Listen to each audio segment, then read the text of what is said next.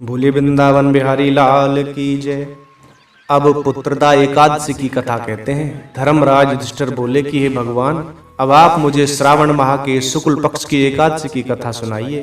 इस एकादशी का नाम तथा इसकी विधि क्या है, सो सब कहिए।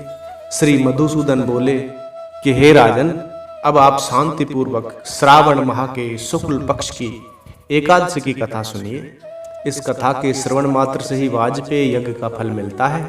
द्वापर युग के प्रारंभ में महिष्मती नाम की नगरी में महीजित नाम का एक राजा पुत्रहीन था। वह सदैव चिंताग्रस्त रहता था। उसे वह राज्य दुखदायी प्रतीत होता था, क्योंकि पुत्र बिना इस लोक और परलोक दोनों में सुख नहीं है। राजा ने पुत्र की प्राप्ति के लिए बहुत यत्न किए, परंतु वह निष्फल हो गए। जब वह राजा वृद्ध होने लगा तो उसकी चिंता भी बढ़ने लगी। एक दिन उस राजा ने प्रजा को संबोधन करके कहा कि न तो मैंने आप अपने जीवन में पाप किया है और न अन्यायपूर्वक प्रजा से धन एकत्र किया है, न मैंने कभी देवता और ब्राह्मणों का धन छीना है और न किसी की धरोहर ली है।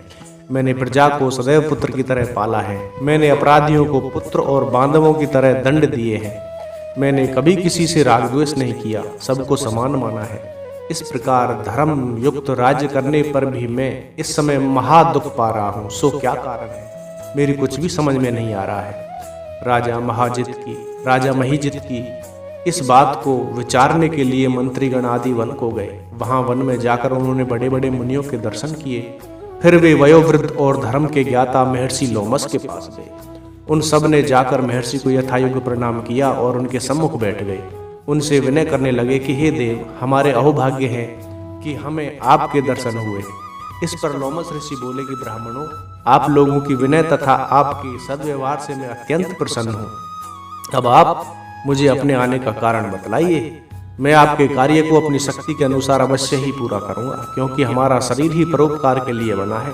इसमें किंचित मात्र भी संदेह नहीं है। लोमस ऋषि के ऐसे वचन सुनकर सब बोले कि हे महर्षि, आप हमारी समस्त बातों को जानने को ब्रह्मा जी से भी अधिक हैं। महिष्मती नाम की पुरी में एक महीजित नाम का धर्मात्मा राजा है। वह प्रजा का पुत्र की तरह धर्मानुसार पालन करता है, परंतु फिर भी पुत्रहीन है। इससे वह अत्यंत दुखी रहता है। हम लोग उस राजा की प्रजा हैं, क्योंकि प्रजा का यह कर्तव्य है कि राजा के सुख में सुख माने और उसके दुख में दुख माने। हमको उसके पुत्रहीन होने का अभी तक कारण प्रतीत नहीं हुआ है। अब जब से आपके दर्शन करे हैं, हमको पूर्ण रूप से विश्वास है कि हमारा कष्ट अब अवश्य ही दूर हो जाएगा। अतः अब आप हमको राजा के पुत्र होने का उपाय बताइए। इस पर लोमस ऋषि ने एक क्षण के लिए नेत्र बंद किए और राजा के पूर्व जन्मों का विचार करने लगा। विचार करके बोले कि हे ब्राह्मणों, यही राजा पिछले जन्म में अत्यंत निर्धन तथा बुरे कर्म किया करता था। एक गांव से दूसरे गांव में घूमा करता था। एक दिन जेठ मास के शुक्ल पक्ष की द्वादशी के दिन 2 दिन से भूखा था। दोपहर के समय एक जलाशय पर पानी पीने गया। उसी समय की ब्याई हुई प्यासी गौ भी वहां जल पी रही थी।